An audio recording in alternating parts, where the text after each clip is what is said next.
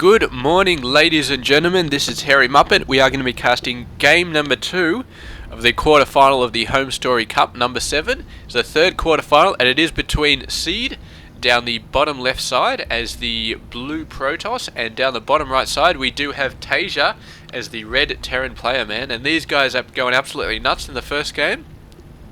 Seed went for something like a 5-gate expansion into 5-gate pressure, and he did a fairly decent job, but Taeja, man, with some very nice bunker work and some very nice SCVs going out and attacking all the stalkers, managed to hold it off, managed to whittle it down eventually. And yeah, Seed after his 5-gate was knocked back is still in a, he wasn't behind, he was still in a fairly good position, but he chose to surrender at that point. Obviously did not like where the game was going, and yeah, Taeja took that game with only having to really worry about his defense without having to push out and take Seed down. And now we are going into game number 2, and yeah, we are going to see exactly what happens here. Not much crazy going on. We can see a gateway coming down here, so I would be interested to see whether Taeja goes for the same route as last time. He doesn't look like he is. He went for a command center before barracks last game, and yes, that, I suppose you can do that in a big huge map like the last one, because there were 4 things that the other person had to scout out. So there was a 50% chance that your command center wouldn't get scouted out until it was already up. But on this particular map, there is no chance, because the probe that comes out is absolutely going to know where your base is. So going for an early command center is just not going to work, and Seed would obviously go in there and hit that nice and hard very, very early. So that's why he's not doing it. And Seed looks like he's going for some very, very standard options. Although I suppose we will see a Nexus come down at about the 4-minute mark or so. That seems to be a good timing for most Protoss and Terran players these days. The 3 or 2.5 minute timing is very, very risky, but the 4-minute is relatively safe these days, simply because everybody's going for very, very heavy macro early game. And yeah, getting 2 command centers running up and popping out probes by the 6-7 minute mark helps you a hell of a lot in the early mid game. And if you don't do it, if you pretty much don't get a Nexus down at the 4 to 5 minute mark, then your economy is just going to be behind by the 10-minute mark to a fair degree. And yeah, so it's just not good. It's not good at all. And I mean, you might be thinking, well, that seems like a bit insane to be. It's like you have to put it down that fast, otherwise you're behind at the 10-minute mark. But yeah, Masters level play, man, that is how it works. You've got to get it down nice and fast.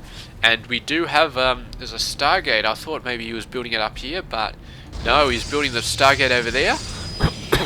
So that's either for, I don't know what that could be. Phoenix, Oracle maybe. I'm thinking not Void Rays, because he's going up against a Terran player who will no doubt have a bunch of Marines. But yeah, Oracles, I'm going to say, because Oracles are actually quite good at dealing with Marines. And look at this, man, he is getting out there nice and fast. He's only actually got 1 barracks, but he's already got a Hellion coming out and a Widow Mine and a bunch of Marines, and he's going to get a dropship out and do some very nice attacks. So there we go, there is an Oracle coming out. So this is going to be awesome. He's going to shred through all the SCVs, and if the Marines start hassling him, he's going to shred through them too. And look at this, we've got a double attack, 1 single Hellion with a Widow Mine and 6 Marines in the dropship. So he's going to try and time those out, but the Mothership Core coming out sees the Hellion maybe a little bit before it wanted to be seen. He's going to draw out the Stalkers though, I think. These forces should be enough to set it off, but the Oracle coming out. Can the Oracle take the medevac out? I don't think so. I don't think it even saw it. He's going to drop it down. A Widow Mine in the mineral line is going to be extremely bad for the Protoss player, and he is not in a position to get any sort of stuff going on, any sort of detection. The Marines doing an excellent job there, but they have to run out. And how is he seeing this, man? How is he? I do not know. How? Somebody explain that to me, how he saw that. It does not make any sense to me. These guys going on though. These SCVs all been wiped out by the Oracle and all the Marines are off in the medevac, so he's got to wait for that to get back. I think these guys have a detection ability. I'm pretty sure. You'll excuse me for a sec while I go look for this detection ability. I am so bad when it comes to the Oracle abilities. Allows the Oracle to detect cloaked, burrowed and hallucinated units for 60 seconds. There we go. I did not know that. But there we go. That so that's granting vision and allowing the Oracle to detect stuff, man. That is just freaking awesome. So there's one more thing you learn about the Oracles. I probably should have known that already, but the Oracle's still a relatively new unit, and yeah, as they're a caster, man, all those abilities, it's a bit hard to keep track of. Looks like this guy has still got the detect cloaked and burrowed units thing going on from before, but he has finally got that away. He may have been scouting for Widow Mines up here. The question is, though, when are these guys going to get expansions? A couple of Hellions coming out, roasting the probe. They're kind of going further back in here, and one Stalker coming down. I think the other two Stalkers got taken out. Or they may be running up here, and this is quite a bit of pressure here, but one tank at the back. Tank should be fine, he just needs to back up a little bit, switch into siege mode. And yeah, those Stalkers, man, would not be able to do anything. This one Hellion doing an excellent job at trying to stay alive, but I don't think he got any workers, other than the first one over there. And meanwhile, the Terran player, man, he needs to get out and get his expansion. And these Stalkers and Oracle are going to do a fairly good job of making sure that he does not get that expansion. Where's the tank gone? I have no... Is it? It's in the medevac. Alright, here we go, man. Marauder, 2 Marines and a tank. And the Oracle coming in and doing some very ugly harass, but one Viking is going to chase it away. So good job, Viking. But Taeja is in a bit of trouble here. He's not got that expansion down. He needs to get it down fairly quickly. These forces are getting pushed away, maybe worried about the medevac. But he's going to drop down here. And these Stalkers keeping him on the run. He needs to get in a good position where he can drop down and start moving his forces in there. This may be what he wants, this position up here. But yeah, it doesn't look like he's happy in there. He wanted to drop a little bit closer in, and the Stalkers were not making that easy for him. And what do we got going on here? Building another reactor. So this could be Hellions, I'm guessing. Or maybe he's setting up the reactor for the starport to get out massive amount of medevacs or something. I do not know. But he's going to come around. He's going to see the pylon here. And he is going to just drop down and wipe that out nice and quickly. And these guys running up, they're going to try and snipe that medevac if they can. And yes, there we go. This is going to be very, very bad for the medevac. Oh, that was so awful, man.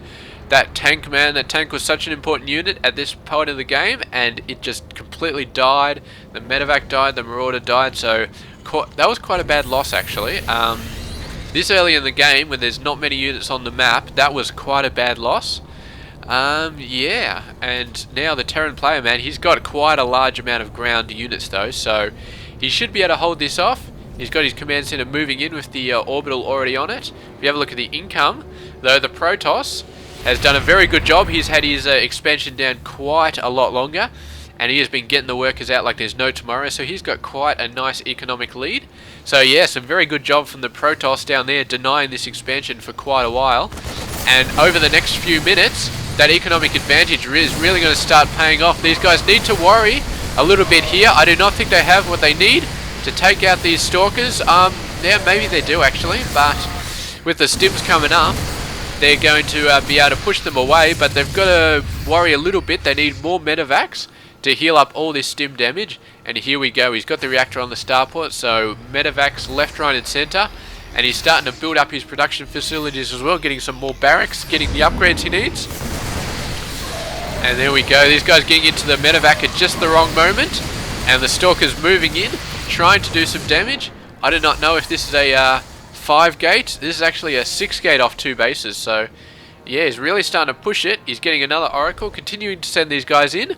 No missile turret as of yet from the Terran player, man. That is something that he needs to get done. We can see a missile turret coming up there. Needs to get one back here though. I'd say a couple actually to deal with those Oracles. And meanwhile, he's got the medevac numbers. So these forces are going to be quite scary, and the Marauder numbers are quite good as well. I think they've got the slow as well, so that Stalker is going to die. This Oracle decides he does not want to move into the army, and these guys just barely managing to get away. And the Terran player, man, he is going for level 1 attack for infantry, and he's also going for the shield upgrade, so his triple M is going to be quite scary this game. The Protoss, meanwhile, he's not going for any upgrades. I don't think he has any. No, he does have Blink, which is pretty good for him. He's going for Zealot Legs as well, but he's going for a Dark Shrine, man, and that is going to be, yeah, I don't know. It's good, but with the Terran's scan all over the place, I think the Terran should be fine, and he's going to get pushed away by that Nexus overcharge and these forces. And the Terran with some reinforcing Marauders might be able to take these guys out, but the Zealot numbers are starting to get a bit bigger here, and Marauders are not very good versus Zealots, so I think he's going to be able to take them out, and he's got to charge these guys up and run away. And yeah, he's going to save all of the medevacs, so good job there. He's building up a third command center here, so he's thinking about expanding again, and this is a very, very good decision because he's got enough forces to be able to push out and say, hey, this is my side of the map, you can't come in here. 2 DTs coming down though, but he's got the missile turret out here, so he should be A-okay as far as those guys are concerned. There we go, the DT's getting hit straight away. He's trying to sneak in, but he's not quite going to manage it. And bad luck for those DTs, man. He still doesn't have a missile turret down there.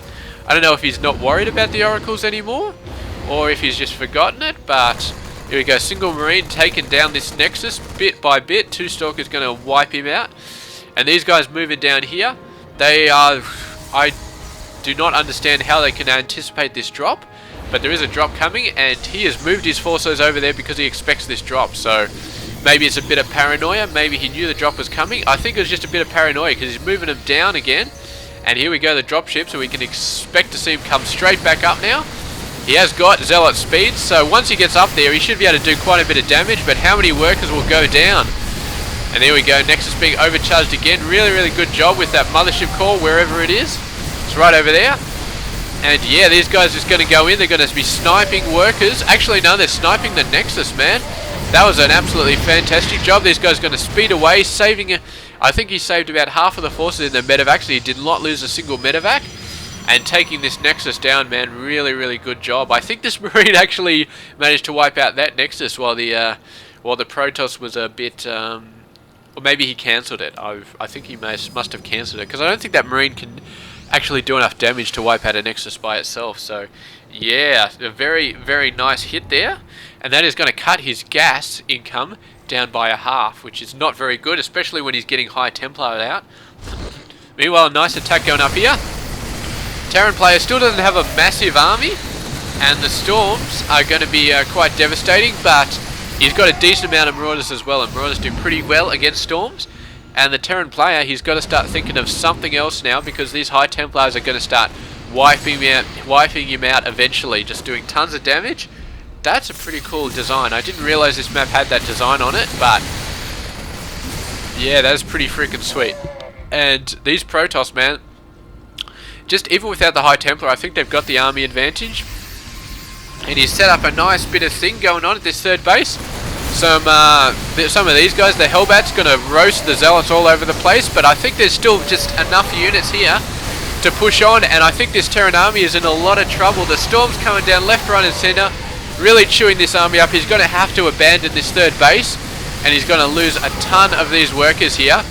And yeah, the Protoss, man, really going in hard with the high Templars with the army, doing an excellent job. Although the stim and run, man, is doing so much damage. He's constantly taking out the units, and man, I thought he was wiped out, but the reinforcements plus the stim and run to kite these guys, really doing a really good job. And he actually managed to save this base up. And once again, Seed, man, he's lost his entire army there, and he decides, you know what, I'm not liking where this game is going. I am going to quit, and there we go, GG. So he's left the game, and I think at this game, it was a bit more decisive to say, yeah, you were definitely losing at this point. And look at these guys going, man. There was a drop down here as well. I don't know what sort of damage it did, but it's definitely doing some damage here. I think there still must be a commentator left in the game or something. There we go, and there we go. So excellent, excellent game there by Taeja, man, and by Seed. Seed had some really good pressure with the high Templars, but I think the just the sheer amount of guys of infantry that Taeja managed to get out, and the awesome micro. Just doing the dodge and run, the stim and run to kite the units. He did that so well, and he kept his army alive and killed everything by just doing that stim and run just so well. I think that's what saved him at the end, because one-on-one, just moving those armies into each other, I think that Seed would have won hands down with his storms. But Taeja, man, dodging the storms as best he could. He did get hit by quite a few ones, took a lot of damage, but he stimmed and he ran and he kited all of the Protoss units and eventually took them out. And yeah, good job for him for doing that. And yeah, that is going to be game number 2. And now we are going to move on, and we are going to be casting game number 3. Remember, this is a best of 5, so Taeja needs to win only one more game to do this. And yeah, very interesting. He's won pretty much on his defensive abilities for the most part. Just he's done some nice attacks, but when it comes down to it, he's won based on his ability to defend his base pretty much in the last game and in this game. So yeah, game number 3, we're going to see what is going to happen. Stay tuned. I will catch you guys in game number 3 between Taeja and Seed, and we will find out if Seed will be able to to get back into the game, and how well he's going to do. I'd definitely like to see him find some way around this awesome defense of Taeja, but we will see what happens. This has been Hairy Muppet.